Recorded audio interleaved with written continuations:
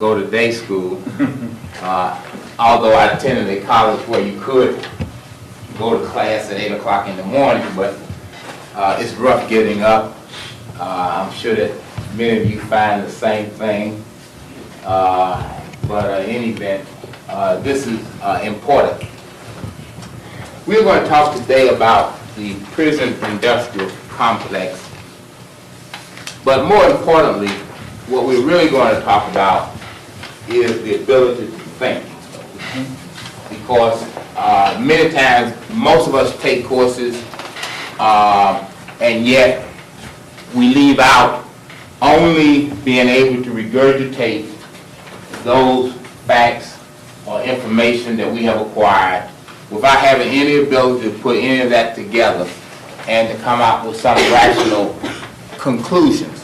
So we're going to examine the prison industrial complex, but we're going to do it within the context of assessing information and being able to arrive at the truth.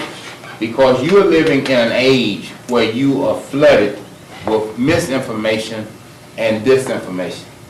It is the information age, but many of you are not getting the information for a variety of reasons, because the more that you understand what this world is about, the more that you will raise questions about it. If you, this past Monday, asked most young people in the New York City public school system, for example, who was Christopher Columbus, they would all tell you that he discovered America. And that is not true, because you can't discover something that's already in existence. I mean, that's like you going to Los Angeles or to North Dakota tomorrow and saying, I discovered North Dakota. When in fact there were people already in North Dakota. But that really points out the kind of information that you've been given all of your lives, which is absolutely wrong. Now, of course, you may have to tell lies and lie on your test material, but the reality of it is it distorts your ability to think. And that's really what you want to do, is to have that ability to think. Many of you have heard about how Manhattan, the island of Manhattan, was acquired. Have you heard that? And what were you told in school? Was sold for $10 or something like that. All right, a small sum of money. Yeah. Okay, it was small, and everybody said, well, that's the best bargain you could have ever gotten. Is that correct? Now, is that correct? I mean, you know, buying the whole island of Manhattan, if you could buy it for $20, let's say, that would be a great bargain, wouldn't it? I mean, that's where the Empire State Building and the World Trade Center and Wall Street and all of those riches are located. So if you could have purchased it for $20, that would have been a great bargain. Now, the reality of it is, do you think that it was sold for $20? All right, now why would you say it was not sold for $20?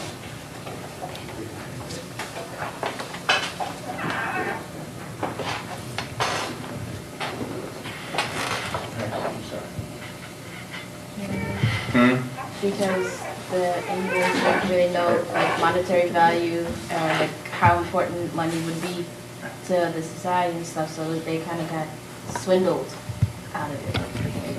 So in other words, what you're saying is that they did not know the true value of land? Yeah. All right, okay. Is there anybody else who, well, first of all, how many believe that the island was actually sold for $20? Huh?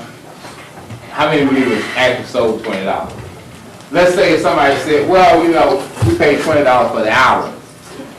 How many would believe that was true? Nobody. Because you figured I got some up my sleeve, so you should not raise your hand. All right, good. This is why knowing something about culture is important. Because that's one of the things you're discussing here, right? About culture. All right? And you see, in order to understand any people, you have to understand their culture, and people have cultures And when people's cultures are destroyed, then they're destroyed also. So each one of us have a culture. The way we do things, our rituals, our ceremonies, our belief systems, all that is part of our culture. And the cultures in this room are different. And before you can actually relate to people, you have to be able to understand their cultures. And in understanding their cultures, then you can have understanding who they are. So culture is extremely important in terms of life, because it's very important for you to know who people are. And everybody has a culture, whether you think that it's a sophisticated culture or not, it is still a culture. That's just your own value judgment as the way things are. But if somebody told you that the Europeans gave the Indians or the Native American or the indigenous people $20 or so in trinkets in order to acquire Manhattan, if you knew anything about their culture, you would know that in their culture,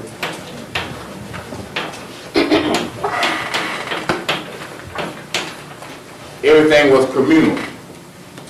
All right? Now, everything being communal, then that means that the indigenous people of this land did not believe in the concept of private property. That's very important to understand that, because that's a very important concept, because if you don't understand concepts, you can't reason.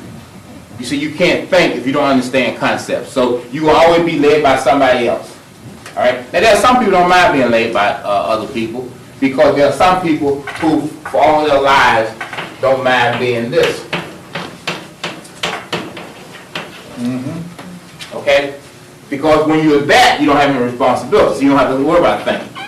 All they got to do is go up, get up in the morning, and if you got a 9 to 5, you go to your job, you do your regular routine every day, and at the end of the day, you go home, turn on TV, watch some TV for a while, eat your supper, pop over, open a beer, go to sleep about 11, 12 o'clock so you can get back up the next day and meet you on Iron Horse. And you get back on the train, you go somewhere else. So the rest of your life, that's all you're going to do. Now that's a slave. That's somebody who does not think for themselves, somebody else is thinking for them. All right? That's very important, because there are two other concepts, the two other axioms that I say all the time that I will repeat here. If you fail to plan, you plan to fail. Now that means that if you haven't planned your own life is going to be a failure. So whatever you're going to be in life, you should have already planned it. All right? And you should be pursuing your plan. And on the other hand, if you don't plan for yourself, somebody else will plan for you. All right? See, it's not a question of whether, well, I'm not going to think about tomorrow, I'm not going to think about the future. Fine. That only means somebody else is going to plan your future for you. Because your future is going to be planned one way or the other. You have the first choice or the first bite at the apple, but if you fail to take that bite, then your future is going to be planned by somebody else. So when we look at the indigenous people, we know that it was communal property. That means that the property belonged to everybody. You see, a lot of people say, well, you know, when you go up and you watch TV and you see these little teepees or tents, everybody seen those? All right, now, there's a reason why people lived in teepees or tents.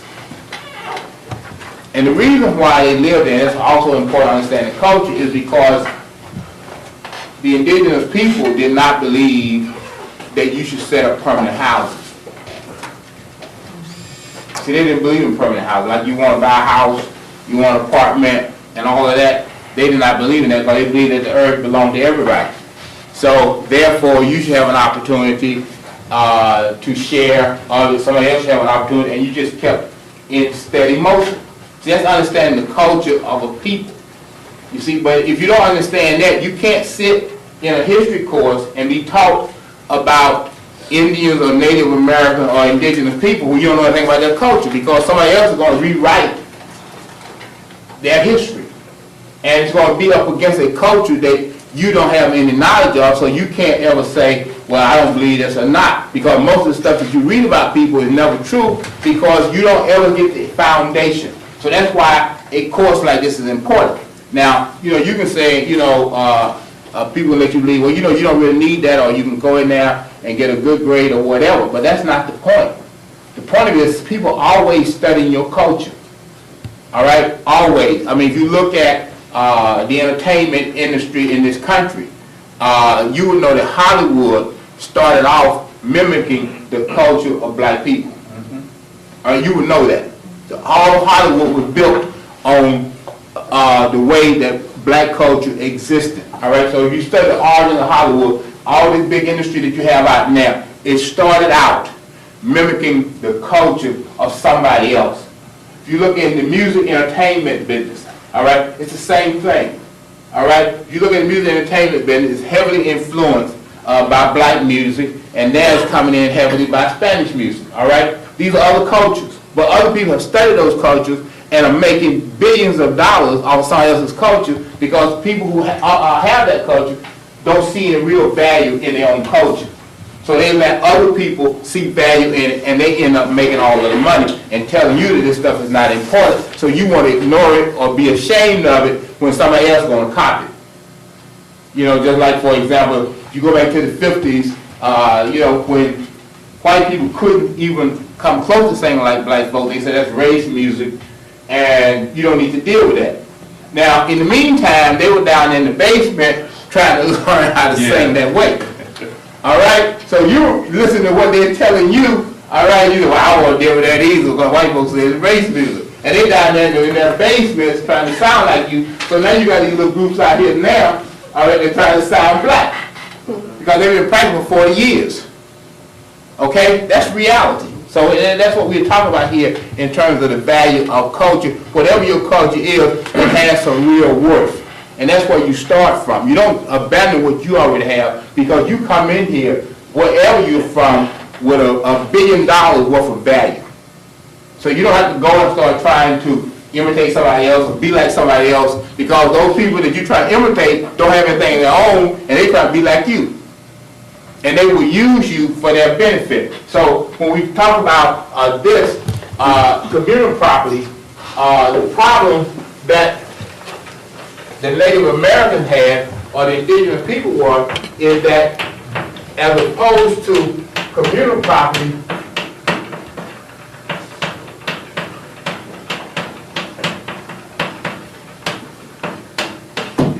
Europeans believe in private property. All right, the notion of private property. And so that's basically where most of the problems are coming from, because as a result of private property, you have 5% of the people in this country owning over 70% of the wealth of this country. All right, and therefore the 5% is able to dominate the 70%, and the 5% then heaps on that remaining 95% in terms of incarcerating them, homelessness, drug abuse, and all of those things to keep everybody in check. All right, because if you're at the top and you're only 5%, you're not going to let 95% run around. And notice you riding around your Rolls Royce and all of that, and don't have you in some kind of check. All right, so if you take more than what you do, then everybody else that you've taken from is a threat. Because at some point they're going to wake up and demand it back. So that's the kind of system that this country is really about. Now, I say all that to just begin to give you an introduction to the value of culture. Now, when we talk about the prison industrial complex, you can't talk about any subject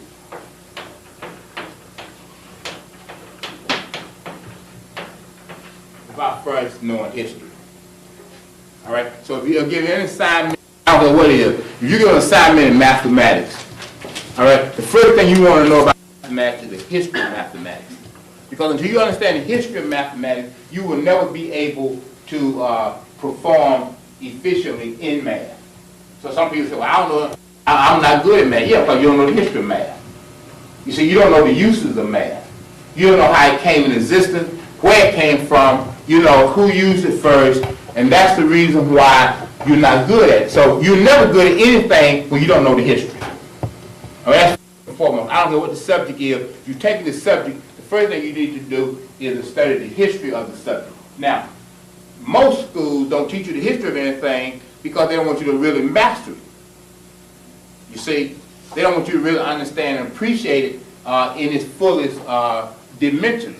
But you have to start off with history, just like any profession.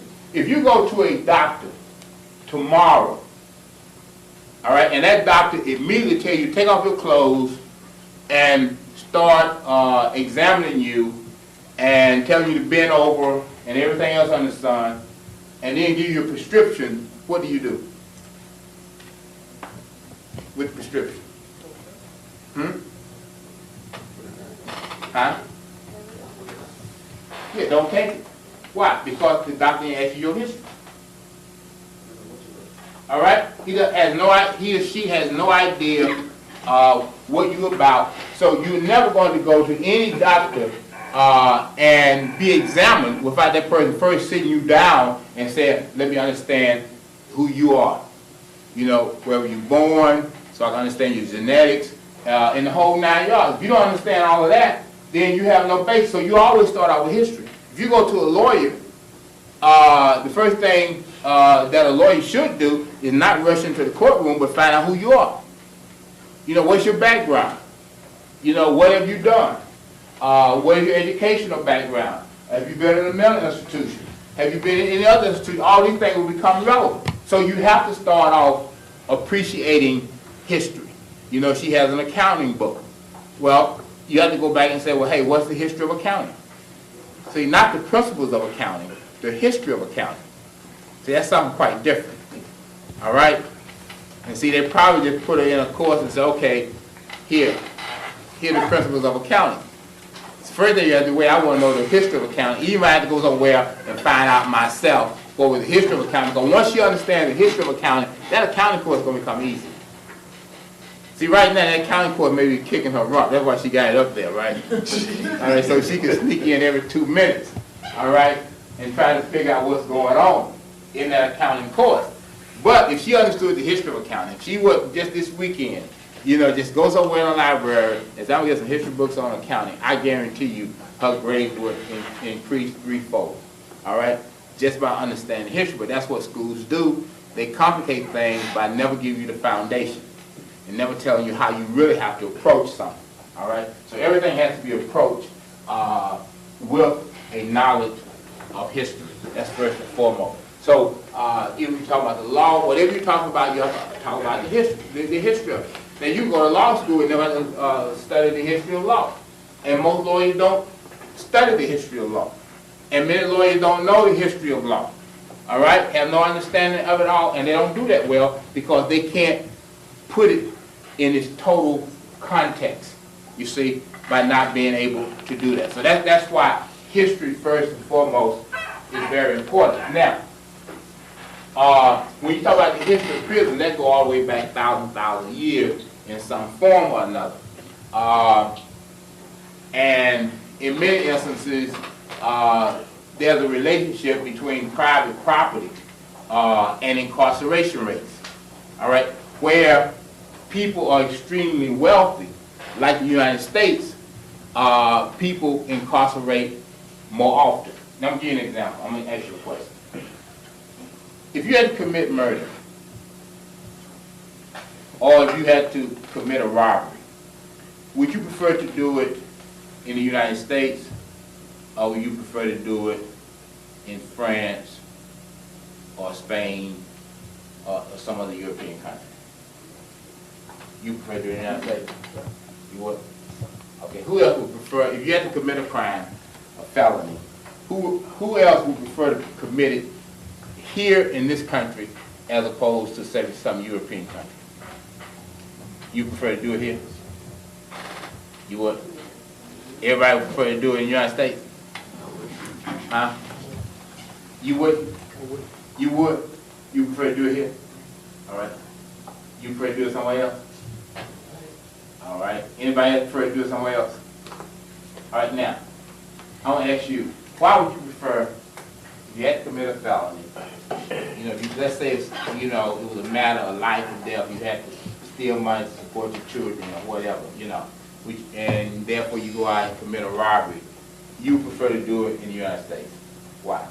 Because I know some of the laws, I know most, not most of the law, but I have common knowledge of the law in the United States. I know if I steal something in the United States, I'm gonna get my hand chopped off.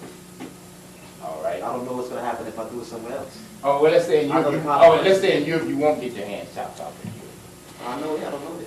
I have to stick with what I know. Okay. You had your, yeah.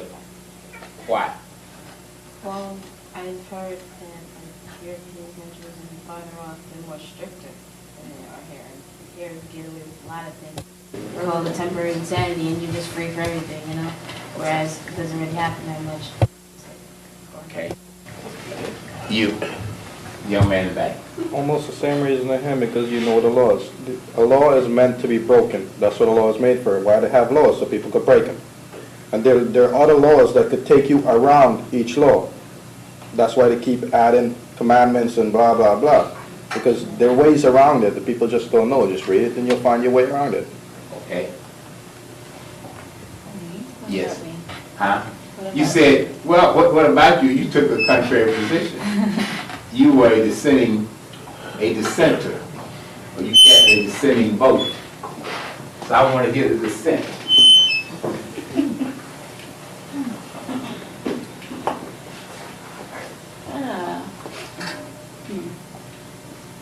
I just think that it doesn't matter how many laws there are and how many ways you can get around them. It's just that in a society like this, it doesn't matter what you've done, regardless, it doesn't matter what you've done, but your skin color dictates whether or not you go to eventually go to prison. That's how I see it. All right. And it's quicker for me to go to prison than, say, someone who's white or looks close enough to it. Yeah, that's true. I think it's better for me to go someplace else than commit the crime than be here.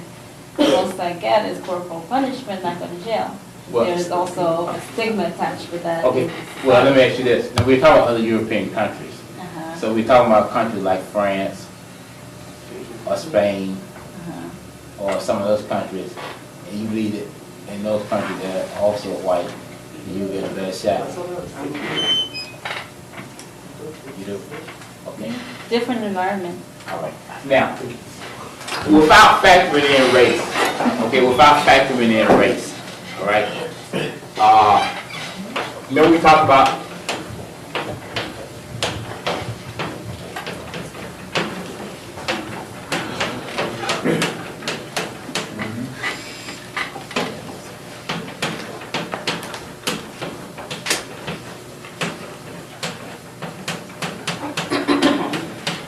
those terms by being uninformed or being misinformed, all right? Now, that's very important because information is always key. Now, these are the statistics.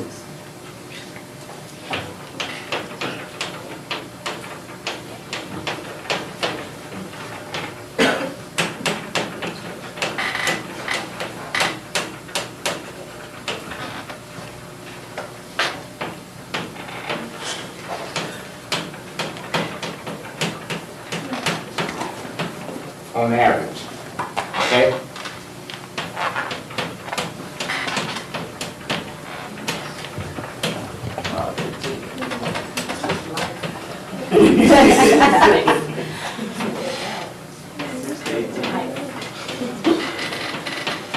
Wow. Okay. All right? All right? Now, if you listen to what was said in the United States, we will all raise our hands and say we would prefer to be convicted here. All right? But if you look at the information, all right, the United States incarcerates people at a higher rate anywhere else in the world. All right? Anywhere else in the world. This is the absolute worst place, all right, to be convicted of a crime. And it's getting worse every day. All right? See, that's what you're confronted with in your generation. All right? Even more so than anywhere else, because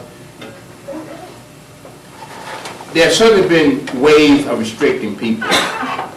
But prison has not been widely used. It has been disproportionately used, but it has not been widely used. All right? Prisons in America have not been widely used until the 1970s. All right? Up until that time, the number of people in prison stayed around 100,000 or 120,000 people. If you go to the 1940s, up until the 1970s, you would be looking at somewhere between 100,000 and 120,000 people. All right? Now, today, all right, today,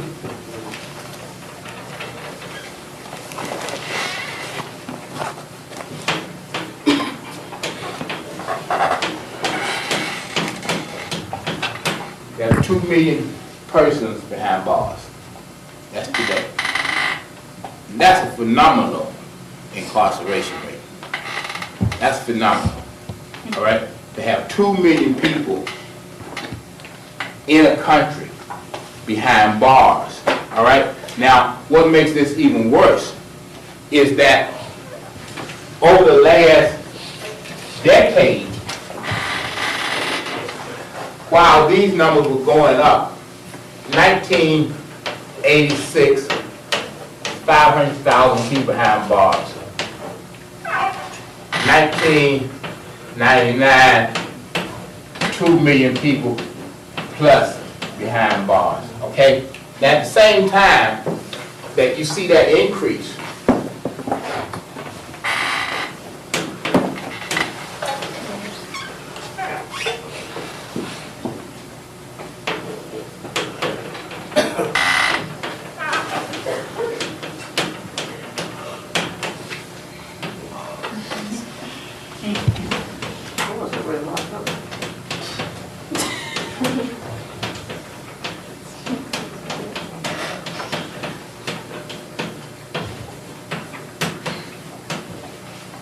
all right?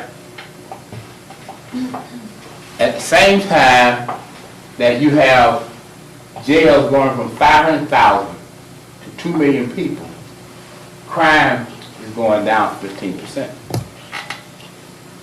All right? So you got a 35% increase in incarceration, although more people now are not committing crimes.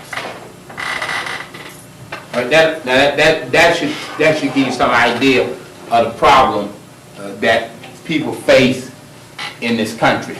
Now, having said all that, let me go back to the 16th and 17th century in Europe. The favorite kind of punishment in Europe has not been incarceration, but corporal punishment. All right? That means that generally in Europe, people were given summary punishment. They was whipped, they may have been branded, they may have been pilloried, or some other swift punishment, but there was no long-term incarceration. All right? Now, around 1500s,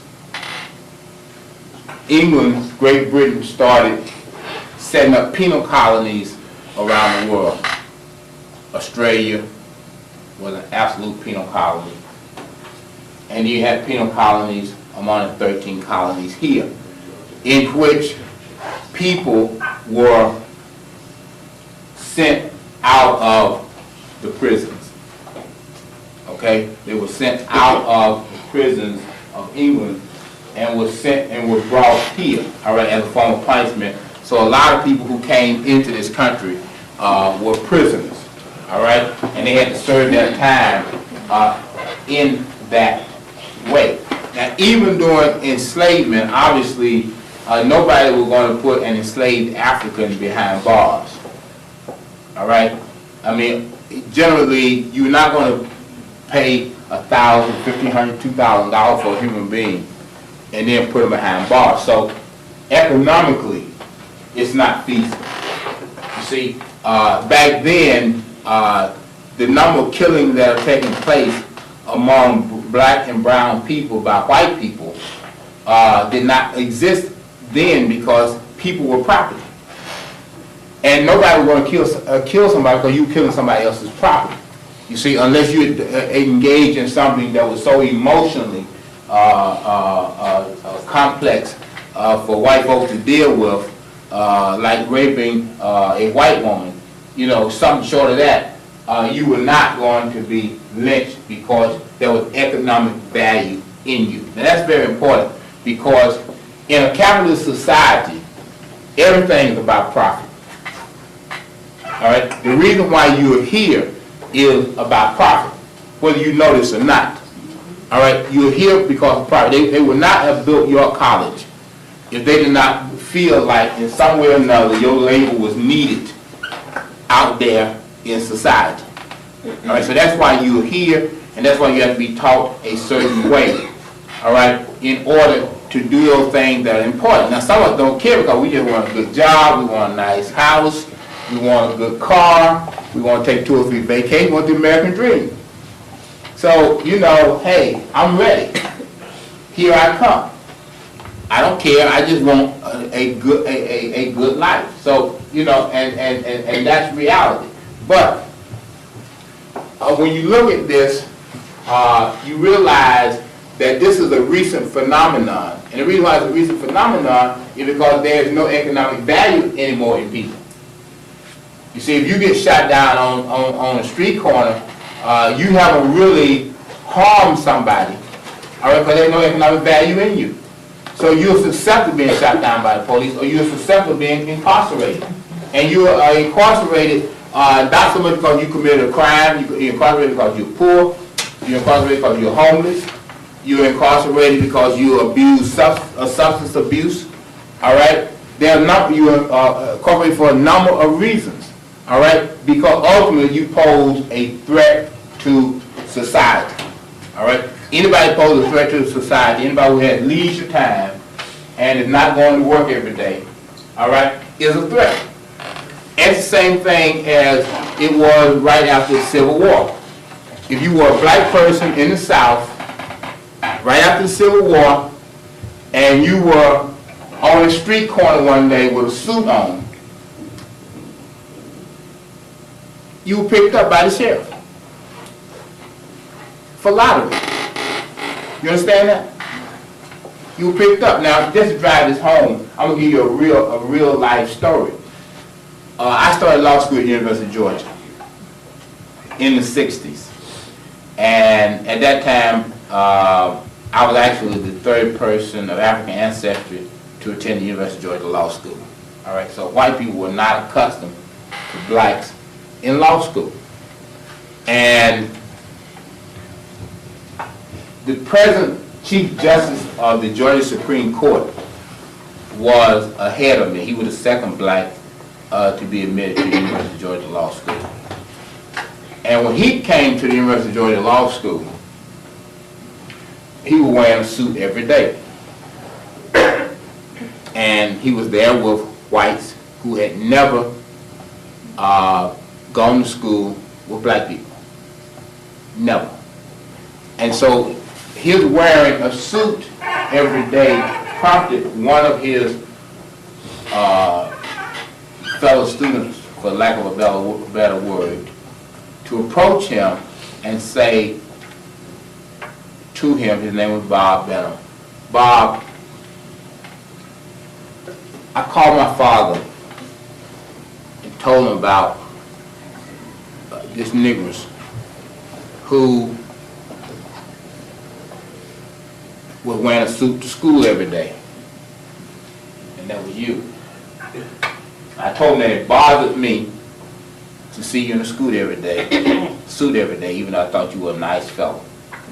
And my daddy said it bothered him too, even though he had never met you.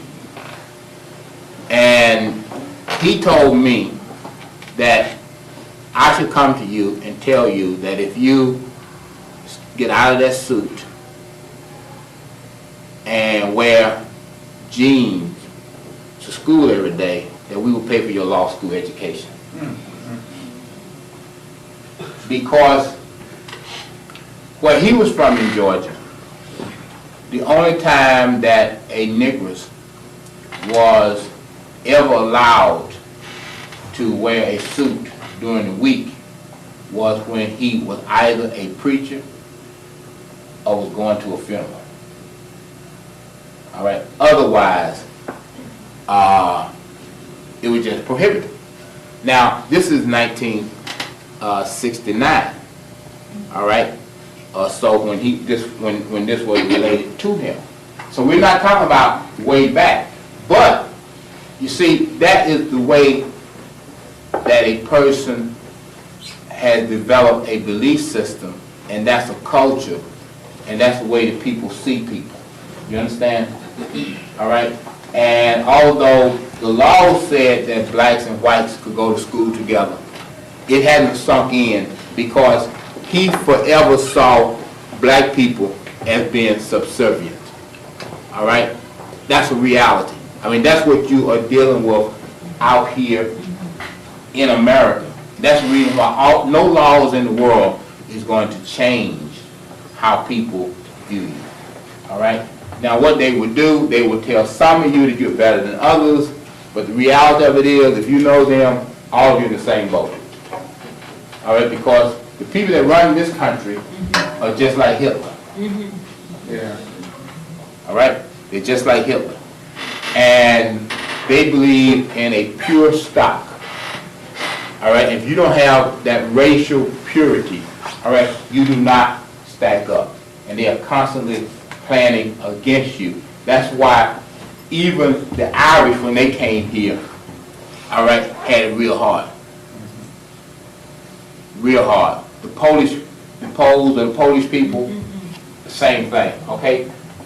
East Europeans, Kosovo, people out of that area, the same attitude, even today. All right? Those are realities, all right? Because they do not see even the people in Eastern Europe, the whites in Eastern Europe, on the same level as someone out of Germany or England or some other place, all right? That's real reality. That's how people perceive, and these are the people that are running the world. All right, now, the real problem in this country today was probably summarized yesterday, because you know what the big news was yesterday? The big news yesterday is that there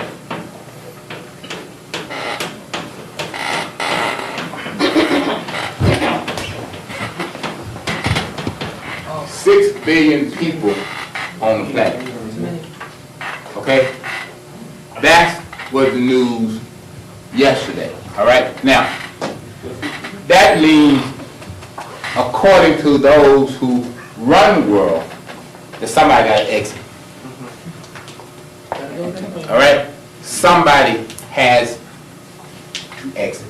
There's too many people. And the other problem is that the people with the greatest number of fertility were all African countries. And the people with zero fertility were the European countries. All right? Now, what that means is this. It means that if the fertility rate does not increase in the European countries, then when you approach 2100, instead of the year 2000, there will be no Europeans on the face of the earth. That's what it means. And it also means that those Europeans that are here will be elderly. Everybody understand that? And we're talking about people controlling their power. That's reality. I mean, that's, you pick up in the paper yesterday, and they list the fertility rates, and that's what's important, the seeds. All right? Because if you can contain the seed, you can contain the people. All right? Now, there are various ways of eliminating people, and certainly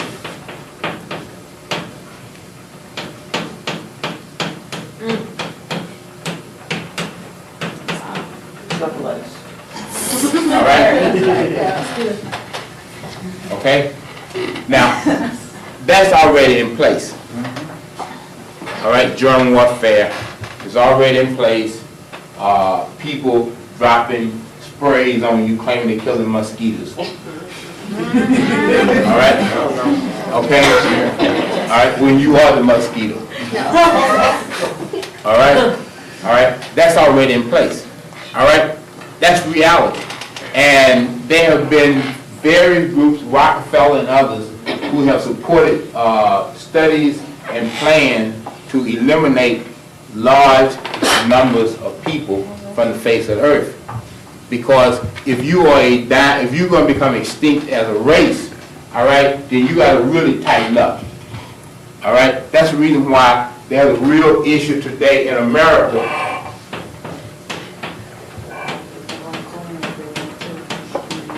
Okay? That's why that's a real issue today. All right? That's why the Christian right, all right, is bombing abortion clinics and in other places, because they know that they cannot afford for any white woman to be in an abortion clinic. All right? They cannot afford that, okay? Because the fertility rate already works out against that. So these are real issues as you live day by day. These are real issues. So obviously, when you look at the prison population, the reason why this 15 and 35% is happening because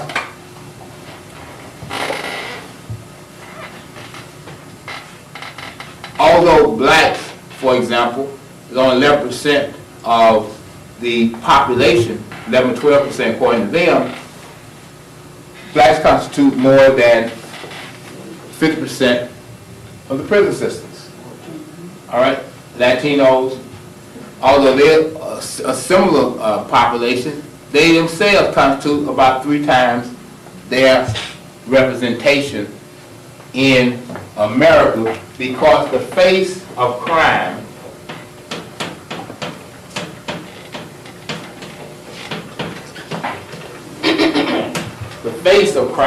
is black and brown. All right? Because when you think of a murder or a robbery or a rape, Hollywood and the news media has conditioned you to think first of a black person and then secondly of a brown person. All right, if you watch the news tonight and they say, well, there's a string of rapes going on. All right, the first thing that hit your mind was it was a black person. All right, because that's how we've been conditioned. All right, that's how we've been conditioned, is to believe that. All right, or if it wasn't a black person, you said, well, it had to be a brown person. All right, but it's definitely not a white person. All right, that's how we are conditioned along those lines. So this is what we talk about critical thinking, because you see, if you can't think for yourself, then you're going to always be misled. All right, and you're going to always live your lives engaged in fallacies and untruths, and that can be extremely dangerous. That's the reason why so many people who are in court are convicted, because they fit the profile. All right, only thing a jury has to do is to walk in and see a young black person, all right, sitting at the defense table, and then on top of that, dressed with, say, his pants halfway down his behind, all right, and all the other paraphernalia, all right, and immediately that person is guilty. All right, immediately, because this is part of the genocide program. And the news media is a part of that. All right, now,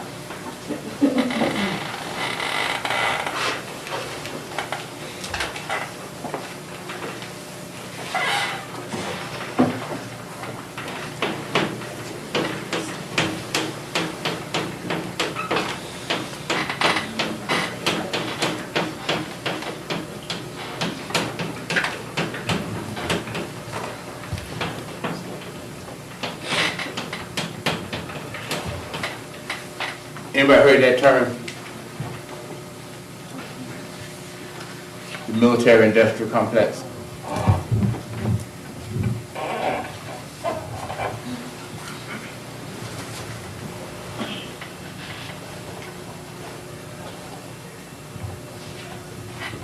That term was introduced by Dwight Eisenhower in his farewell address. And what he said is that because there is a fear in this country of the Soviet Union and other communist countries, that the industrialists of this country have exploited that to their advantage. Okay? In other words, people will pay out of their noses to protect themselves from their fears. People will pay out of their noses. If you can instill fear in a people, then people are willing to part with their money in order to protect themselves. Which means that if you live in a neighborhood where a lot of robberies are going on, you're willing to go out and buy an extra lock for the door. You're willing to go out and buy extra bars for the window. You're willing to go out and buy a security system, all right, that will go off because of your fears. All right, and that's what people play on, is your fears. So the military-industrial complex was created because the fear at that time was the Soviet Union. Now, in a capitalist society, you have to always have an enemy. That's very important. You have to always have an enemy. Politicians always have an enemy. All right? You remember George Bush, the president? Oh, yeah. Okay, when George Bush ran for president, who did he create as his enemy?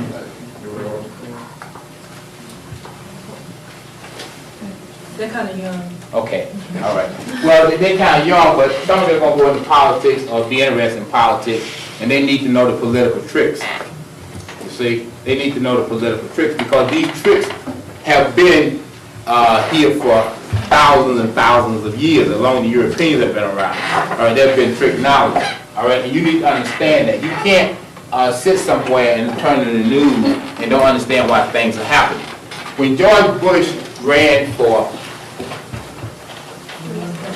When he ran for president,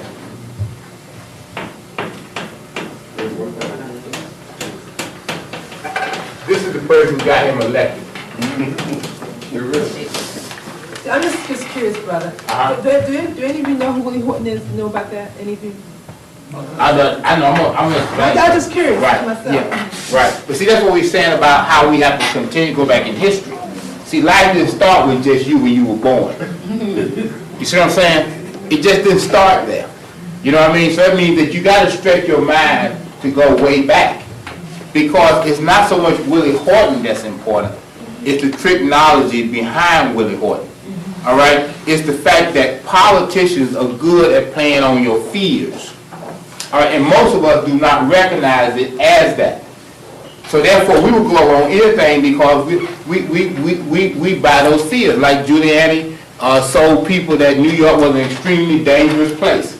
All right, and the media every night has some mother or rapist coming in handcuffs, and you watching that and getting the idea that this really is a real bad place. All right, when in fact the crime statistics was going down. At the same time that he was telling you this was a tough place and was out of hand, everything was going down. But like we said a moment ago, when people say, well, I'd rather be convicted in America than be convicted in Europe, that's only because we've been brainwashed. You understand what I'm saying? We're being brainwashed. And, you know, nobody wants to go through life being brainwashed. If nothing else, you want to be able to analyze things for yourself. Otherwise, I mean, what's the nature of it? I mean, if you're going to be brainwashed, it can have serious consequences. Because let's look at your love life. Somebody can tell you anything. And obviously that's what's going on, because over 50% of the marriages end in divorce. Which meant that something wasn't clicking when people said, I do. Right? Okay? Because, I mean, that's all part of it, baby. I love you. You're the greatest thing since sliced bread. I can't live without you. All right? You know, and all those things. Now, how you going to assess that? All right? How you going to assess that? You're just going to say, okay, well, he said it, I believe, or she said it, I believe, or well, they lie. You know, that's what we do with politicians. People say, well, why would they lie? All right? Give you an example. Right after Willie Horton. Willie Horton was out on parole from Massachusetts and had committed crimes, and they portrayed him as this violent, vicious black man who, if Massachusetts had tougher laws, would not have been out there to have committed these other crimes. All right, that was Willie Horton. And Bush ran on the campaign that you got to be tough on crime. All right? Now, when Clinton came in, Clinton recognized that in order for me to beat Bush, all right, I'm going to have to go one up. So you see, politics is never bound on reality. So what Clinton did, he found his Willie Horton. All right? Since you got your Willie Horton, I'm going to have mine. So his Willie Horton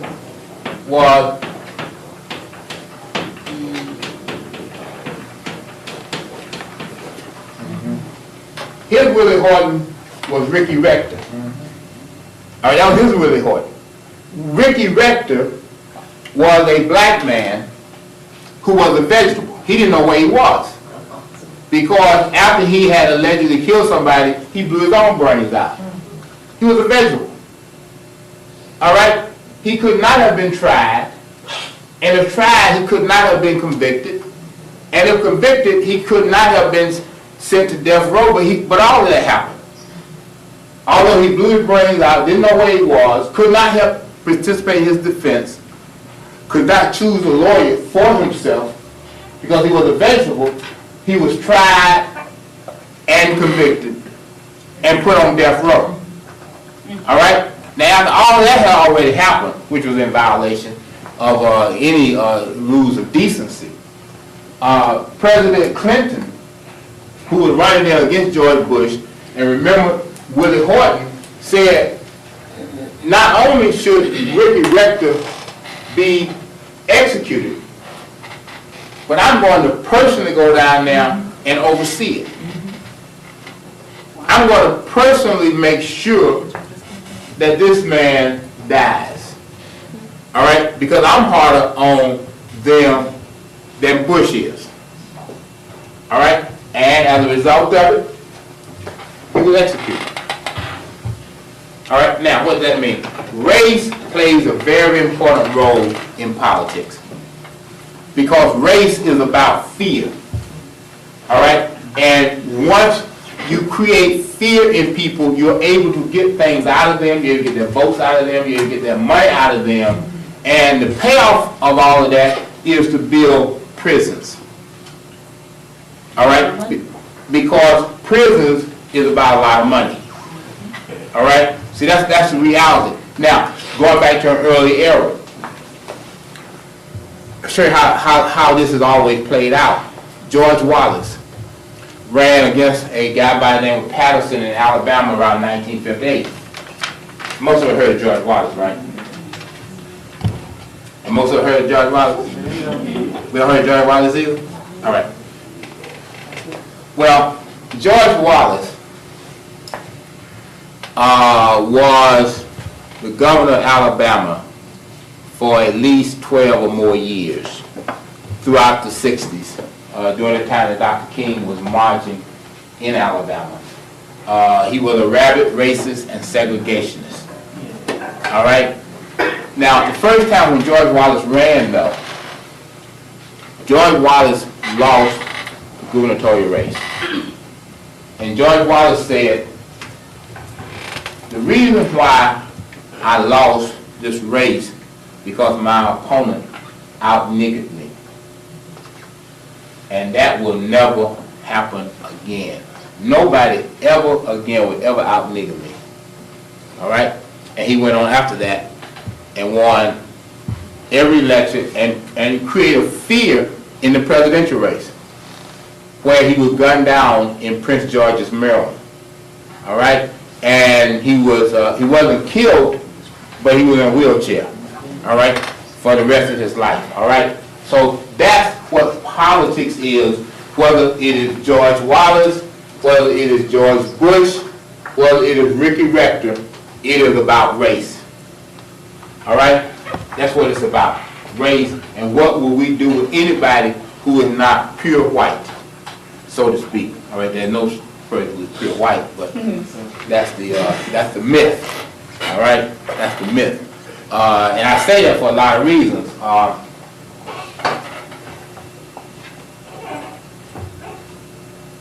Well, two things that came up a moment ago,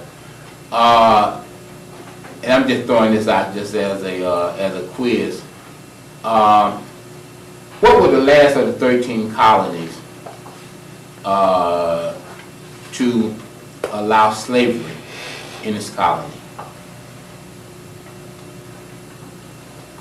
Everybody can read 13 colonies, right? Mm-hmm. All right.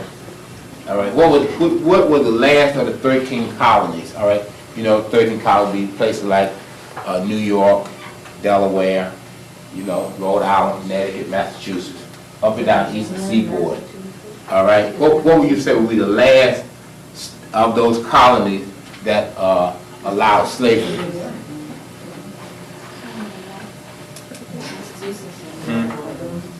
All right, you have, I mean, in other words, they were all there, and one colony stood out and said, no, we don't want enslaved Africans on our soil. All right, so you had Massachusetts, New York, Pennsylvania, Delaware, Maryland, Virginia, North Carolina, South Carolina, Georgia. All right, and one of those colonies said, we do not want enslaved Africans on our soil. You said Pennsylvania? All right. Somebody said Massachusetts? You said Massachusetts? All right. I said Georgia and Maryland. You said Georgia and Maryland? All right, why you say Georgia and Maryland? Because I'm learning that in African American studies. Huh? I'm learning that in African American studies. All right, yeah. The last state was Georgia. All right, and was part of what was said over here earlier that Georgia was a penal colony, and Georgia tried to go at it without any Africans on its soil. All right, Georgia thought that the convicts out of Great Britain could clear the land, build the houses, do agriculture work, and all of that. And the reality of it is they found out they couldn't. Because you see, the reason why Africans were brought here was more than just the fact they had a strong back, was because they had skills. Okay? Because, like in South Carolina, there was rice grown, but Europeans knew nothing about rice. You see, they knew nothing about rice because it's not part of their agriculture. There's no rice in Europe. In fact, there wasn't even a potato in Europe. All right, the so-called Irish potato came from this country. South America and Central America. All right? So all of this vegetation, all these things, the tomato did not start in Italy. It started over here. If the Italians had never come over here, they would have never had pizza. All right? Because they had no knowledge of any of these products. All right? So going back, that's the first part of that. But the second part of it, when we say about pure stock, is that in Georgia, a law was passed that said that if you did have some black blood and you had if eighth of your blood was black in Georgia, all right, this is after Georgia became a state, you would be classified as white. So you have whites in Georgia who are now saying they're white, but at that time they had black blood in them, and even though there's a one-drop rule, if you got one drop of black blood, you're black. All right. Well, in Georgia, if you had one-eighth of you was black, Georgia passed a law that said that you were still white. All right. And the reason for that is because they had to have a large white population. You see, so this whole thing about who's white and who's black is subject to the whims of the people in power at any given time. Everybody understand that? All right, so that's what we're talking about. Now, when we go back to this, so we talked about the military-industrial complex. And it was called the military-industrial complex because there was a marriage between the military and the industrialists of this country. So the defense industry, all right, married to the military in a way that the military would say, we need 500 planes, and then you have these big contractors like Lockheed, okay, who will supply those 500 planes. So it was a marriage. It was a way of getting money from the taxpayers in order to transfer it to the industrialists, all right? Because everybody had a fear that the Soviet Union would strike, and destroy America. So people wanted to defend themselves against that. We went back and said we all got to have an enemy. Well, the Soviet Union no longer exists. Everybody know that, right? The USSR is out. So, and they pretty much said, well, we made peace with each other. So, given that the Soviet Union is no longer America's enemy, all right, America now has turned inward. So America's enemies now are no longer outside of America. They're inside of America. Because you got to always have an enemy. You see, you can't be rich if you don't have an enemy. You can't be rich if you don't instill fear in people. Because otherwise, why would you buy a lock if you wasn't afraid? Why would you buy bars for your house? Why would you buy a security alarm system? Why would you spend thousands of dollars if you were not afraid? Why would you go out and buy a gun, or buy mace, or buy all other things, or buy an alarm system for your car? Why would you spend all this money if you were not afraid? You wouldn't, would you? Am I right? Because you don't necessarily need that, do you? I mean, if you were not afraid, you wouldn't need it. Am I right? Oh, you do need it. Oh, you agree with me? All right, now. So now, instead of the military-industrial complex,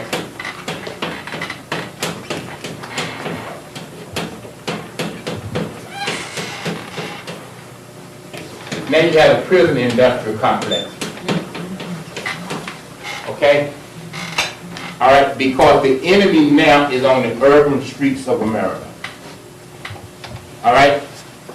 Basically, the enemy is in blackface or brownface. All right? And they and those areas where those people live have to be patrolled mightily. All right, as an occupation, like you've never seen, cops all over the place. All right, stopping you here, stopping you there. You see what I'm saying? After stopping you, finding this or that, or putting something on you. All right, that's a war that's going on right now in this country.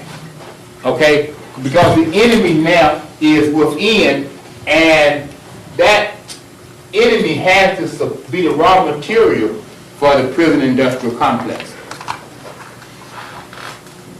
You see, every industry needs raw materials. right?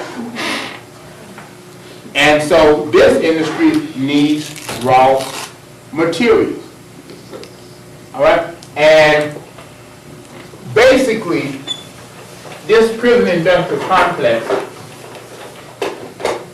was started in 1973,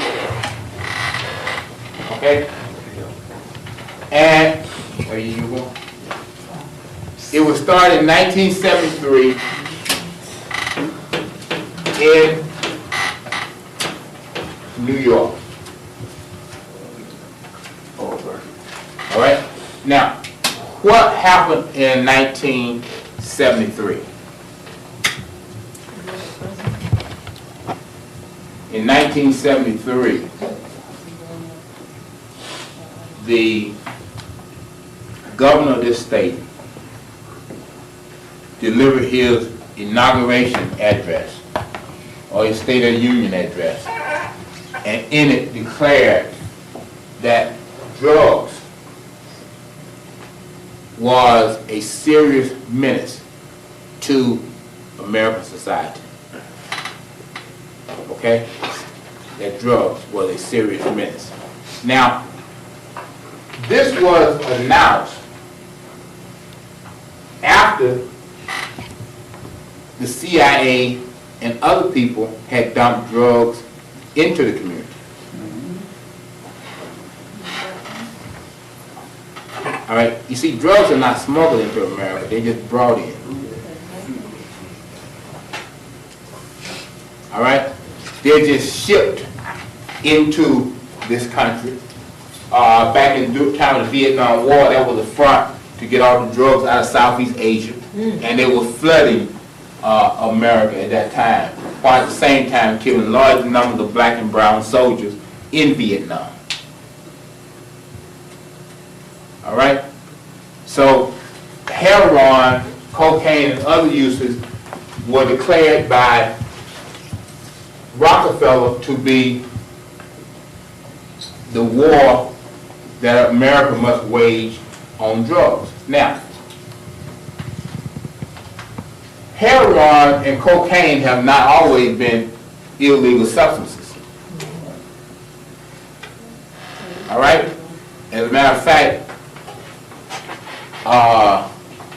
one of the most interesting products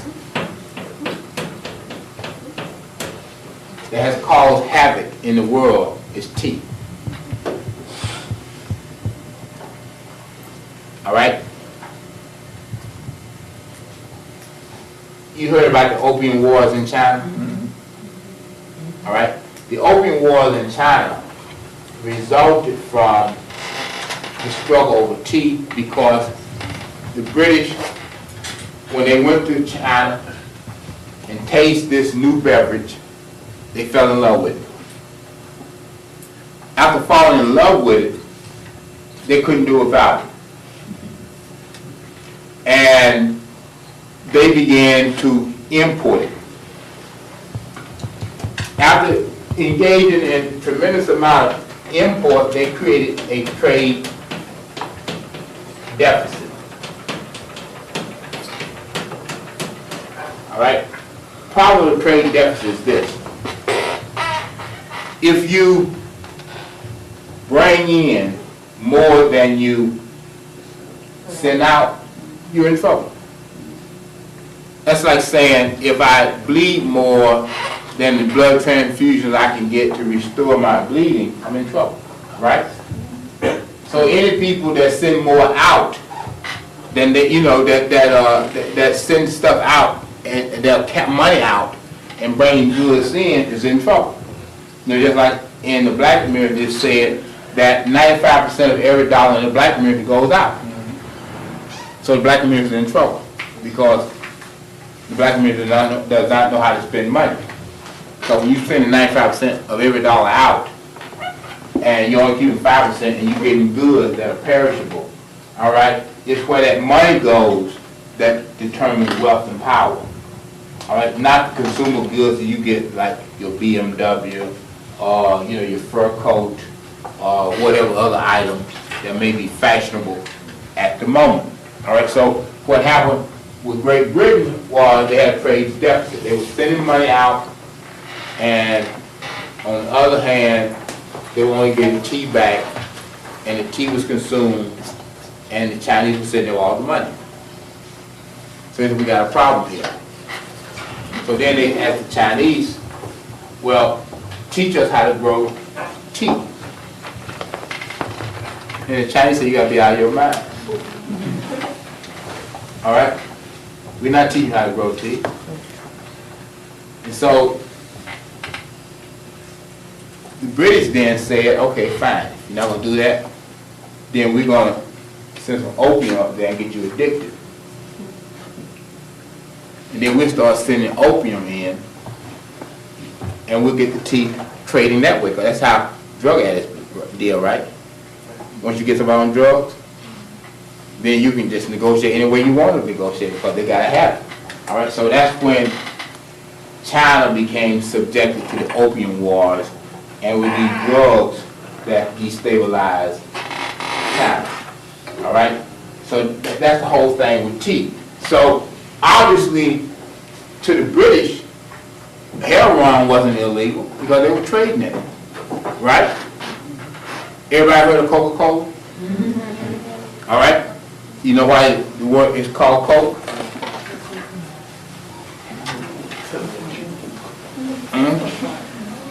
You know why it's called Coke? Huh? The name don't give you a clue? Yeah, the ingredients. The ingredients. They included cocaine at one point. Right, at one point, yeah. All right? All right, so even in this country, Coca-Cola started in Atlanta. All right? Started in Atlanta, Georgia. Now, the reality of it is that it was actually started by a black woman, but because you got to think about things like this. Yeah, because see, first of all, you can't start something, you can't invent something if it's not part of what you normally do.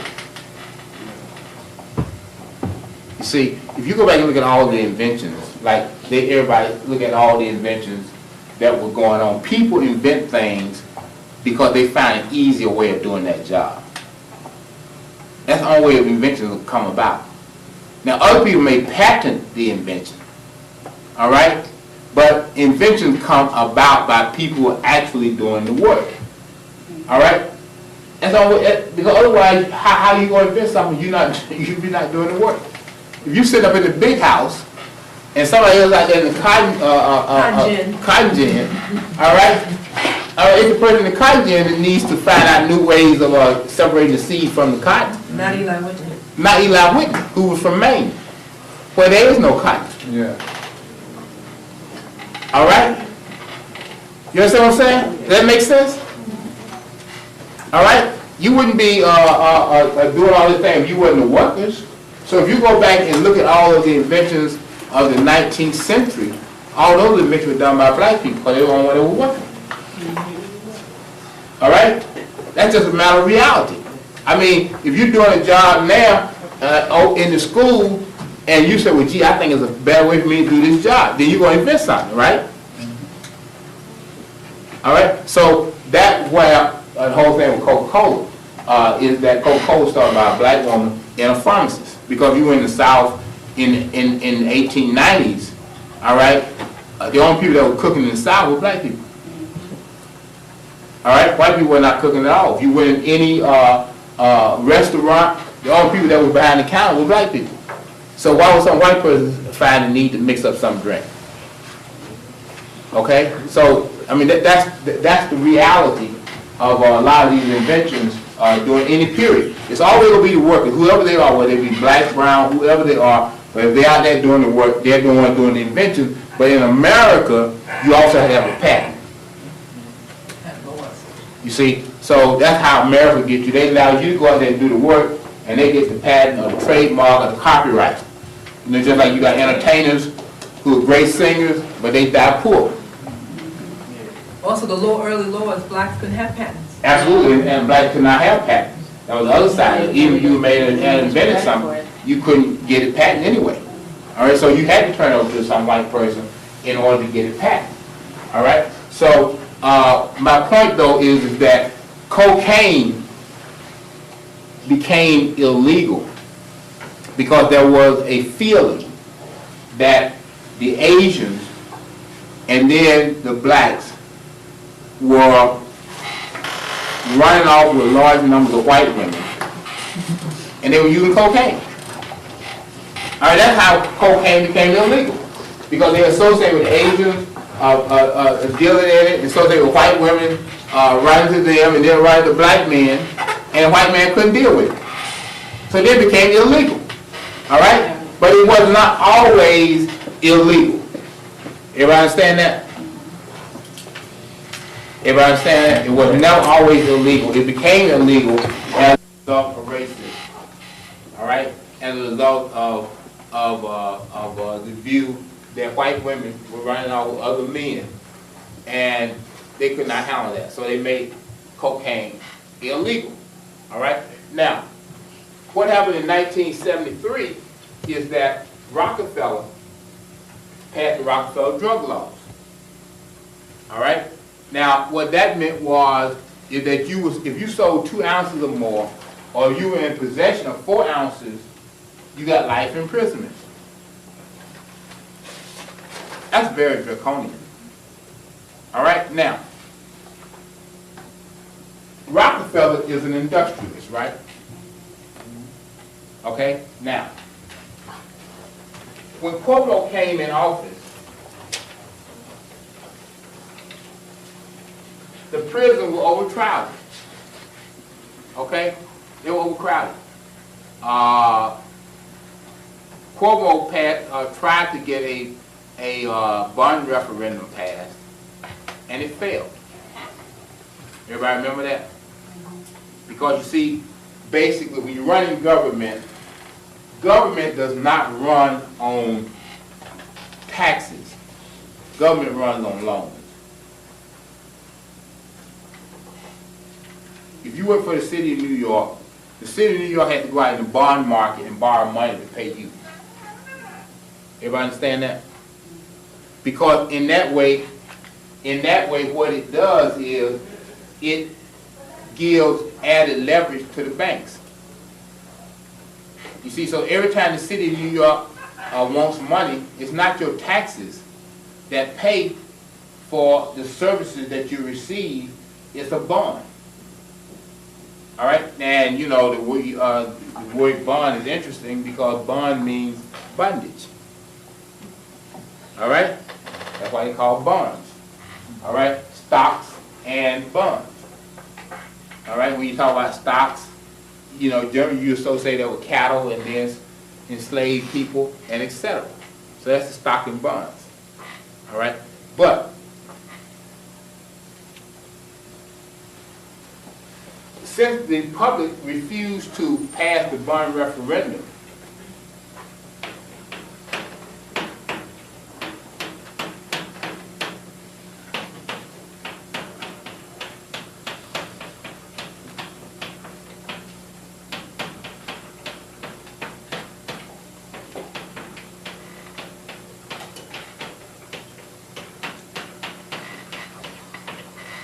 the Urban Development Corporation. This is what happens. We're going back to accounting again. So these are accounting gimmicks. All right? If we can't get the public to pay for all these prisons, all right, then let us go to the Urban Development Corporation, which is a separate state agency that was established on the date of the funeral of Dr. King to provide better housing for poor people. And let's use that agency instead to warehouse or incarcerate poor people.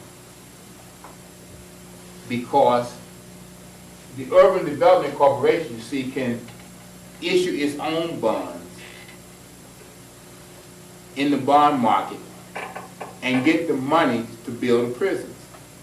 All right, now, what happens there? We talk about the industrial, prison industrial complex. So now let's look at the people who start benefiting.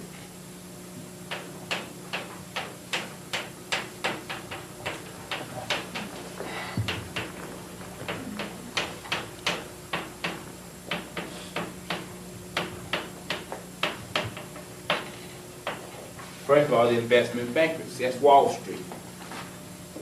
You see? Wall Street. That's first and foremost.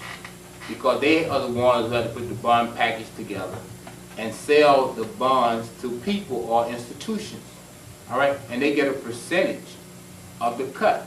So now they have an interest in seeing black people arrested by the police. You understand that? See, so now it's beyond just the police. You see what I'm saying? Everybody look at, well, these are bad cops. No. These are cops who are doing the bidding of rich people. Okay? That's what's going on out here. All of these shootings, all of these arrests, all these things are taking place, they are doing the bidding of rich people. Now, if black and brown people stayed in a house for a whole year, they would disrupt the economy. You understand what I'm saying? They would disrupt the economy. If people, you know, they look, the criminal justice system is designed for failure. It must never succeed. That's one thing you have to learn out here. When you go and get a job in government, your job is to make sure that government fails. Everybody understand that? If you got a job in government tomorrow and you turn the system around, they will fire you. Everybody understand that? See, some of you will go out and get fired, won't even know what hit you. All right? They will fire you. Anything that makes government work or any person will be fired because there is no profit in success. Only profit is in failure. So government is designed to fail. All right, that's first and foremost. All right? Because if government stopped crime, then these investment bankers want to turn in their houses up in Connecticut, Westchester County, and other places. Right? All right? Then you got your architects.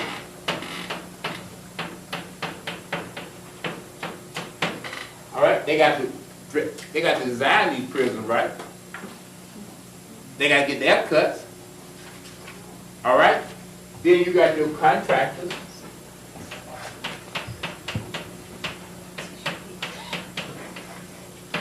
They got to get their cuts. Right? Then you got the unions. All right? They got to get their cuts. Right? Am I right? Then you got your vendors. Levi Jeans. Levi Jeans. Right, absolutely, right. All right? They got to get their cut. Am I right? So, if you devise some way of stopping crime, do you think you had your job done? Do you really think somebody wants to stop crime? No. Huh? Do you think anybody wants to cure poverty? All right? None of these things that everybody always claims they're going to bring to an end will never come to an end. All right? Will never come to an end. Well, you don't have to pay attention to whoever runs president, they doing lying. All right? Because if they ever succeeded, they would knock them off anyway. You think all these people are going to stand by and let you succeed? And not knock you off? Everybody understand that? All right? So now what we're talking about here, this is the prison industrial complex, where you're talking about billions and billions of dollars. And that's the reason why one in every 3 black men today, at least 1 in every 3 black men today, at some point, they're going to go to prison. All right? If you line up 3 black men in this room, 2 of them are going to prison. One of them is going to prison, and the other one's halfway on his way. All right? That's reality. Those are the statistics. All right? Those are the statistics. That's what you are faced with out here today. That's the reason why you have to be able, as we said before, you got to be able to, 1, understand culture. You got to be able to appreciate culture, the culture not only yourself, the culture of the Europeans and other people. You got to understand their history, all right? You got to understand the economics, all right, of any situation, all right? All those things are extremely important. And when you get down to profiling, you know, you have to understand why cops are out here on the streets, all right, why they have quotas that have to be met, all right, why the United States Supreme Court has relaxed the laws so that you can be stopped on any whim, all right? They have eradicated the Constitution where it means nothing anymore, and where a large number of people, even if you are innocent, nobody in the criminal justice system cares. Okay, that's the reality. I mean, I'm not saying what I think, I'm saying what I know. You can go to a judge right now and say, Judge, this person is innocent, you know, they were wrongly convicted, these are the reasons why. And Judge, who cares? I got a quota to fill. We're going to go out and find somebody else to replace this person. All right? Otherwise, hey, I got to meet my quota. Everybody's on quota. The judge got to convict so many a day. The prosecutors got to prosecute so many a day. The cops got to arrest so many a day. All right? And who cares? And very few people have the resources to fight this today. All right? All right? Other than OJ. Okay? All right? Very few people have the resources to fight what is going on out here today. This is very, very real. All right? Because there's a real war that is going on in America. All right? And the word prison industrial complex lets you know that the enemy is us. All right? If you don't understand anything else, the enemy is us, and that there are people in the North Country who are waiting on you. All right? Because those people up there do not have jobs other than corrections facilities. All right? So they can't build prisons fast enough, all right, to get you up there and to isolate you and to work you for nothing. Because the other side of this is that prison labor. See, that's the other side. That's the other side of it. Because you see, when America says that it has to compete with foreign countries, well, they found a solution to that now. Because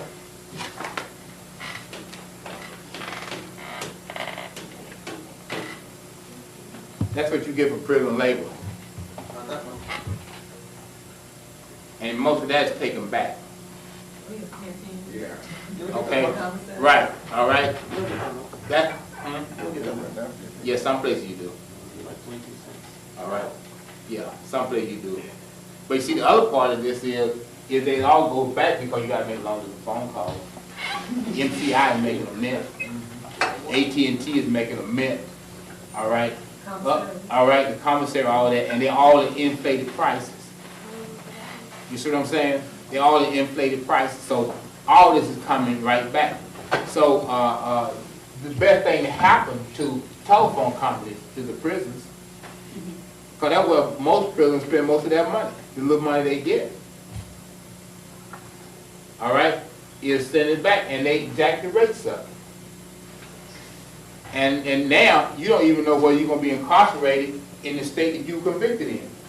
Because the other part of this, you got private corporations now who have been established to run the prison systems.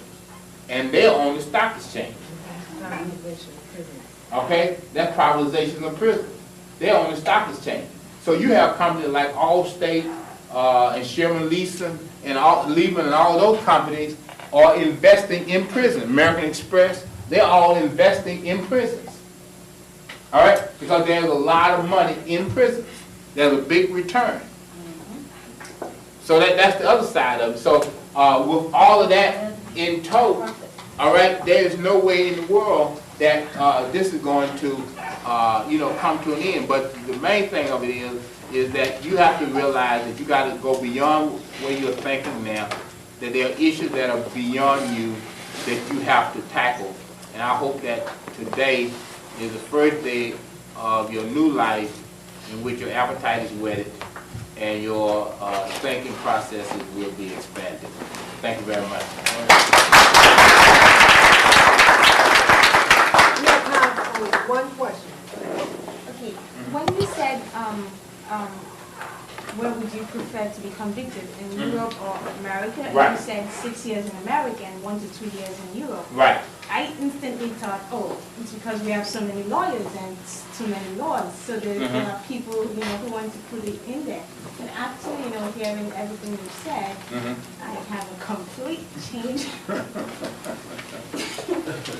So that was very enlightening. Right. Thank you very much. Thank you. I'm going to take my prerogative when he gets paid to come up with the final remarks of it. And to talk about cultural diversity, you must, of course, discuss cultural adversity. Having said those few words, I'll now turn you over to the guest speaker, my brother, Attorney Alton Maddox.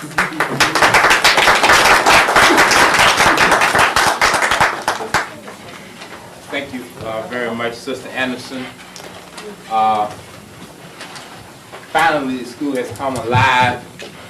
First section this morning was 8 o'clock and it seemed like nobody showed up. But it looks like most of you are like me. I remember when I was in undergraduate school, the one thing I tried to make sure I didn't do was take an 8 o'clock class. In fact, I don't think I could have graduated if I had taken in 8 o'clock classes. Because that is extremely rough to get up on time. So I'm very heartened to have you with me now. It makes you feel a lot better when the place is packed and everybody is together. We want to spend this hour or so talking about a topic called the prison industrial complex. And this topic is so important today because, as many of you may know, there was a time when there was the military industrial complex. And those terms are very important.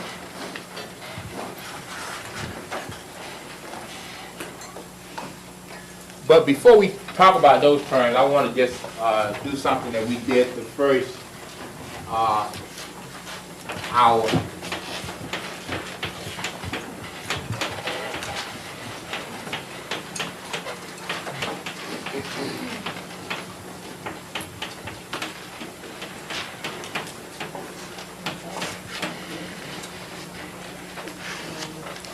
And list those 3 items.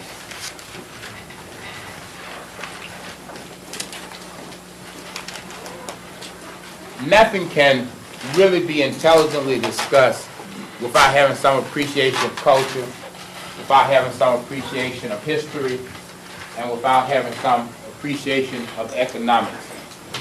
And to cite an example,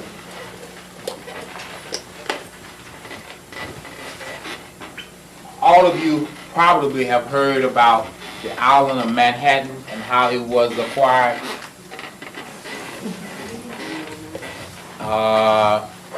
Does anybody want to share that information with us?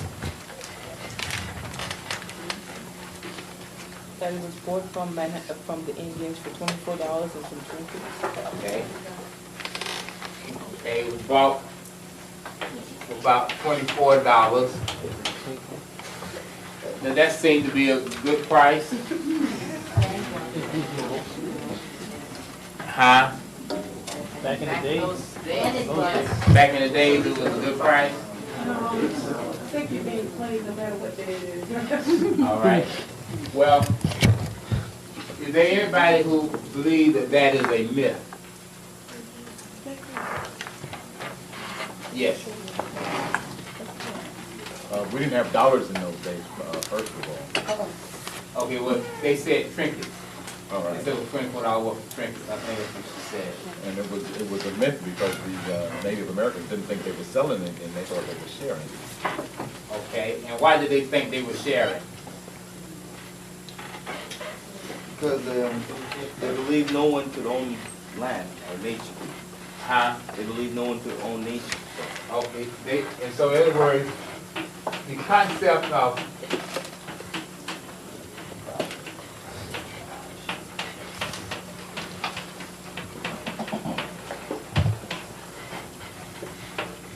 that concept was unknown to them. Is that correct? Yes. All right, and is there any reason why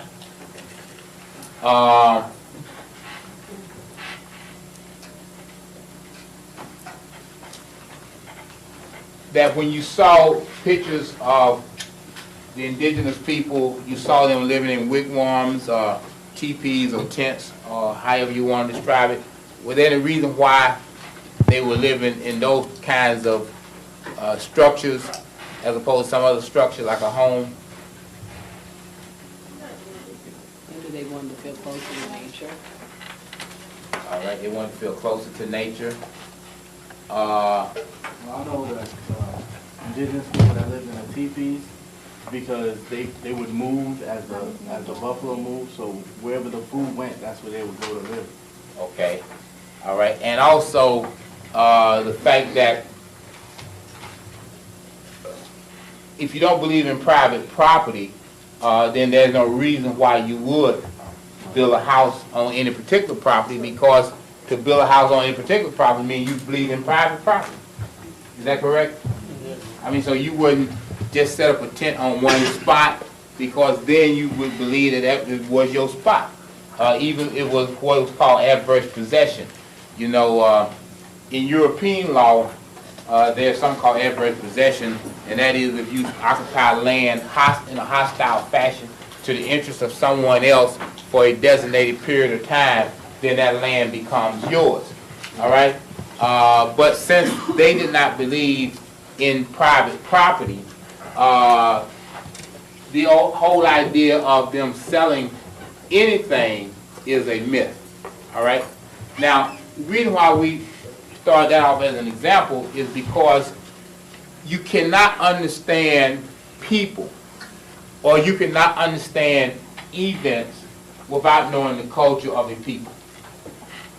In order to understand a people, you have to study their culture. As a matter of fact, in order to even militarily to defeat a people, you have to understand their culture. You have to understand what they do and when they do it. All right. Otherwise, there is no way under the sun that you can even begin to deal with that process. So when we first start off, we understand that culture is very important, because you have to know the ways of a people, just like our culture, just like the culture of other people. For example, if somebody said 100 years ago that Africans took Saturday night baths, for example, then what you would know is that really in our culture, we bathe every day. That's part of the culture. Now, that's not part of everybody's culture, because there was a report recently that said that in European cultures, 40% or so of people who responded to a survey said they did not bathe. All right? And so when you look at this society, and you realize that during slavery, the reason why people bathed on Saturday night, because that was the only time that they were allowed to bathe, but that wasn't necessarily what they wanted to do. But if you didn't understand that, you would just say, well, they only bathe once a week. All right? Without understanding that actually the conditions in which they found themselves did not allow themselves to deal with their culture. I say that to say that we cannot appreciate each other until we understand our own cultures and what we believe in. And many of the cultures, when you come to this country, are in conflict with the European culture. In fact, there have been many instances where people had to be prosecuted because they did things under their own culture that was unknown or illegal in European culture. For example, now there are many cultures where I'm sure corporal punishment for children is readily available, but if you pick up a stick and beat a child here, now you'll find yourself, you know, without a child in family court or in criminal court trying to deal with the reality. So we first start off this discussion today by appreciating culture, because without culture you can't understand anything else. The next thing that we have to do is understand history. And I was telling a young lady in the earlier class, there are many subjects that you don't do well in, and the reason why you don't do well in because it's not because those subjects are difficult, it's because you don't understand the history of those subjects. Now, how many people in here take mathematics, have taken mathematics in college? All right. Now, how many people have studied the history of mathematics?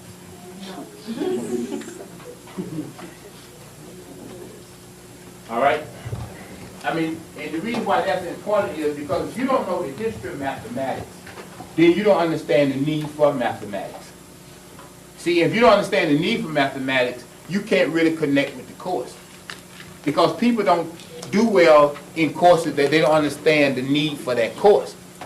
You see, there are some courses that are very difficult for many of you to master, and it seems like the stuff is foreign, and that's only because you don't understand the history of that particular subject matter. The young ladies, they had a accounting book out, and I said, well, the reason why you got the accounting book on the desk is because you want to take some peeks in it while I'm lecturing, because you probably don't know that much about accounting. And I said, the reason why you don't know anything about accounting is because you don't know the history of accounting. And she said, no, I don't. And I said, well, this weekend you should spend your time learning the history of accounting, and then I guarantee you that your grade point average will go up fivefold in that course. Because that's the real problem. I don't care what subject you're taking. If it's chemistry, if it's biology, if it's law, or if it's science, whatever you take, there's a history of that course.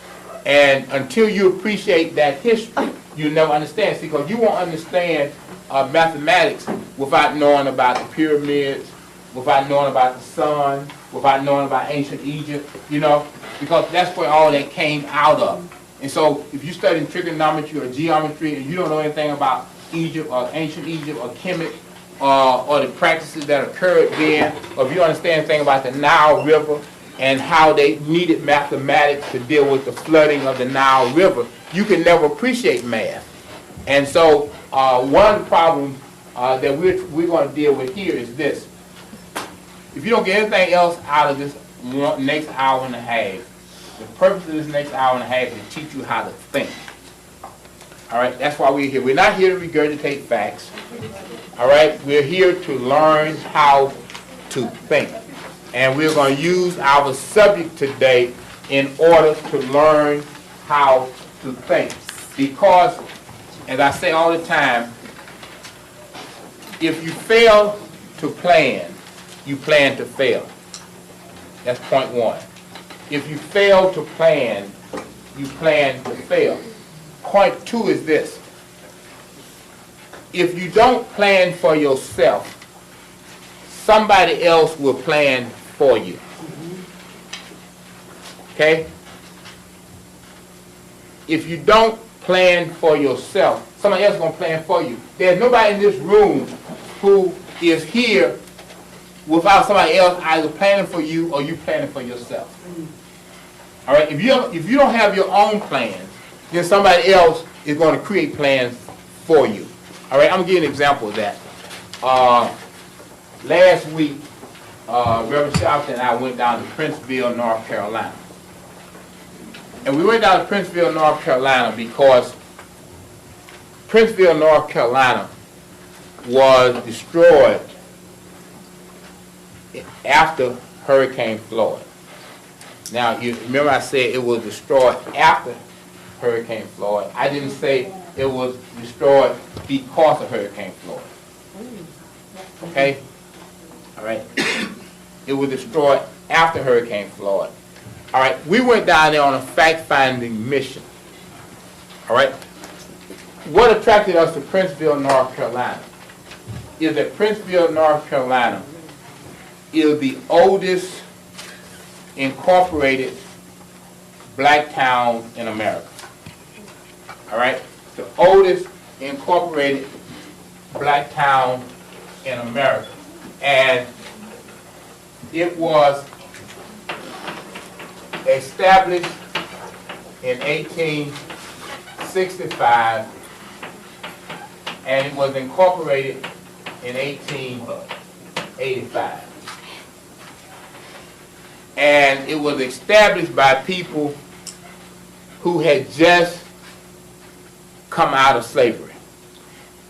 Now, it's extremely phenomenal for a people to lead a plantation and in the same year that the Civil War ended, decide to establish a town, and then 20 years later is able to get the legislature of North Carolina to allow them to become incorporated. All right, that is a very phenomenal feature. On top of the fact, it also shows the determination to govern oneself. All right, so here are people who decided that they were not going to let other people plan for them, they were going to plan for themselves. All right, as a result of planning for themselves in 1885, all right, by the time that 1896 came about, and 1896 was important because when we talk about history again, in 1896 was the case of Plessy versus Ferguson. All right? And Plessy versus Ferguson ushered in Jim Crow. You see? So if you don't know the history, none of this stuff really means anything. You have to put these things within the context of history. All right? So after 1896, essentially, in most parts of the South, blacks were disenfranchised. That meant that they could not vote in any elections, all right, because the Reconstruction period was over and the ball game was over. But in Princeville, in 1910, for example, blacks were still voting. Why? Because they had planned for this possibility. Now, if you lived in Raleigh, North Carolina, you couldn't vote for a mayor. But in Princeville, they had a black mayor in 1910. In 1930, they had a black mayor. In 1940, they had a black mayor when blacks couldn't vote nowhere else in North Carolina. But they had planned for that. So if you fail to plan, you plan to fail. If you're caught up in other things, you don't know that in a few days you're going to be falling down like flies. Okay? That's point one. And point two is, by the end of the year, when the Y2K problem comes around, Giuliani is going to evacuate this town, all right? Because sewage lines and water lines and electrical lines are going to be so messed up that you're going to have to be transported upstate, you're going to be living in tents. All right? These are realities. But if you don't plan for these things, that's what's going to happen to you. All right? And most of us haven't planned for it. All right? Because most of us don't want to listen to anything until they hurdle you up like cattle and take you out of here. Now, I'm saying that because this is exactly what happened in Princeville just recently. What really happened in Princeville is that they had been holding back the water in Raleigh and Rocky Mount, which is north of Princeville or west of Princeville, on the Tar River, because there are dams up there and they were regulating the water. When the hurricane came, the water supply would have overflowed in Rocky Mount and Raleigh had they not released the water when they released the water, they knew that it was going to flood out Princeville, which was farther downstream. All right, so when the water was shot out, it just shot and just flooded there because the location of Princeville made it possible where the entire town was destroyed. All right, the water overcame the tall buildings, everything went out. Now, that area had been known for floods for years. Okay, it had been known for floods for years. But the Army Corps of Engineers came in 1965 and built a dike. And they told the people that as a result of this dike, there will be no more floods in Princeville, and that you don't need flood insurance anymore. All right? So, given the fact that most of us are really not into knowledge, and we're only looking for a job, so we become a first-class slave. People ended up losing everything. All right? Now, when we went down there, this is what has happened. Because people have lost everything, including their automobiles, because they were destroyed as well. 18 miles from Princeville, they set up a concentration camp. All right? This concentration camp was set up behind a women's prison, miles away from any shopping area, and inaccessible to any employment, and no public transportation.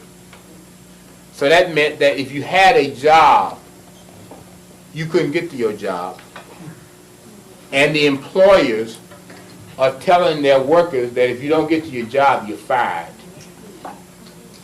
Because they have brought in a large number of Mexican workers who are looking for work.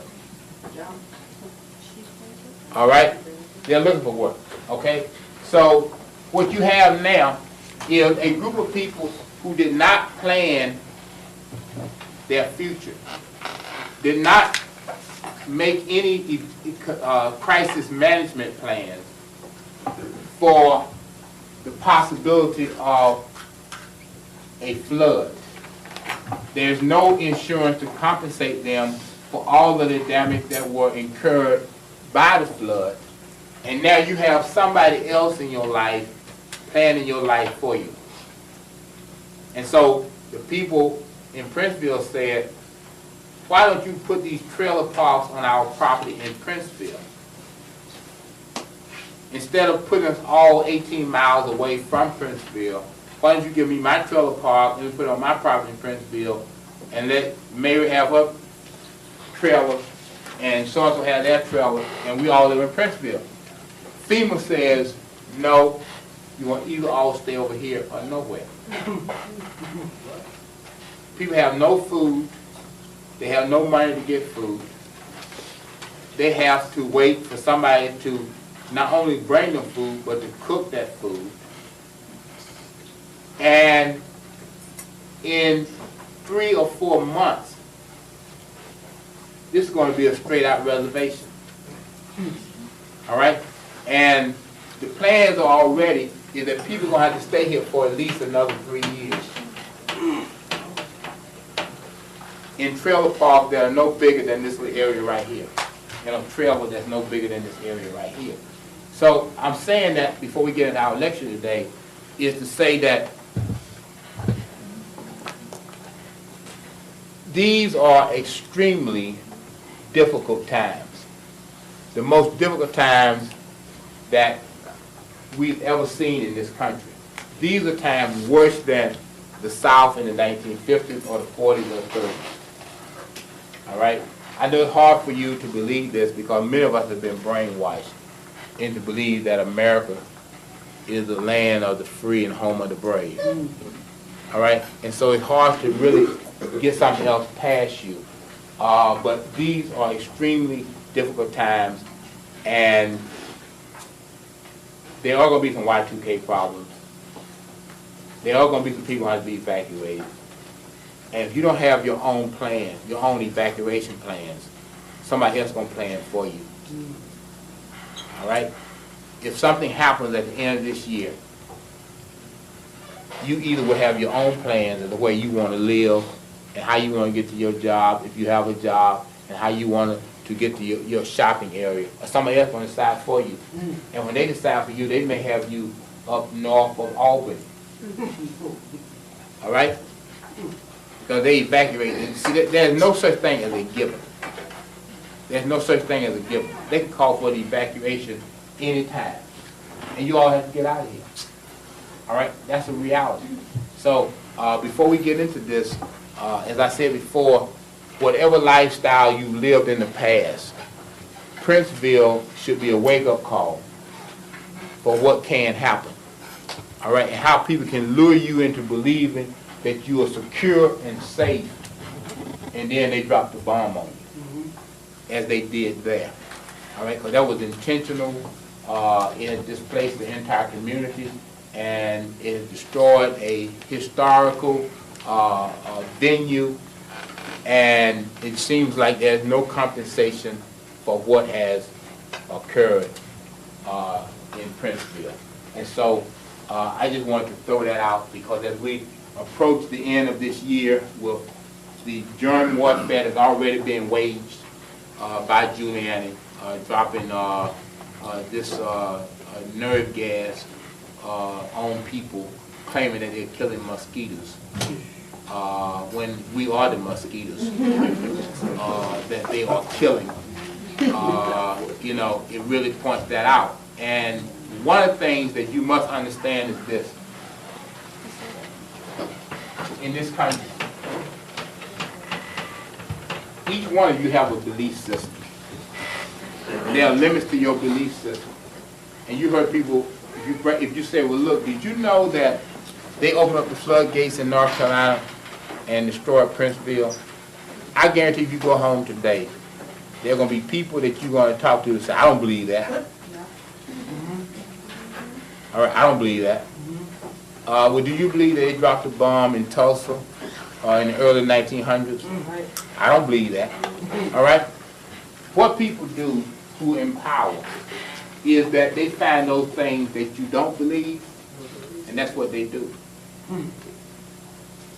That's always the conspiracy. The limits of your beliefs is exactly where they start their madness. So if you say, well, I don't believe they would drop a bomb, a germ bomb on New York City, well, I don't believe they would put germs in the subway system, that's exactly what they would do. Because if you don't believe it, then you're never going to accuse anybody. All right? Because your belief system won't allow you to do that. So that's the whole nature of what this is about. Now, today we're going to talk about the prison industrial complex, because this is another way of people planning your life for you. Now, let me start off by saying that if you had to be arrested for stealing money in order for you to make it possible for your family to survive, would you rather steal the money in the United States, or would you rather steal it in England or France or Spain or Sweden or some European country? Knowing the possibility that you're going to be convicted, all right? Would you rather steal this property in Europe, or would you rather do it in America? U.S. Everybody rather do it in the United States? In the States. No, the States. All right. How many would rather do it in the United States? Don't be shy. All right. How many would rather do it in Europe? have enough information. I don't have enough information to choose. All right. Why would you rather do it in Europe? Because they don't know me. So they're not gonna find me. Well, let's say you want to be apprehended. Would you rather be apprehended in Europe, or would you rather be apprehended in the United States after having done it?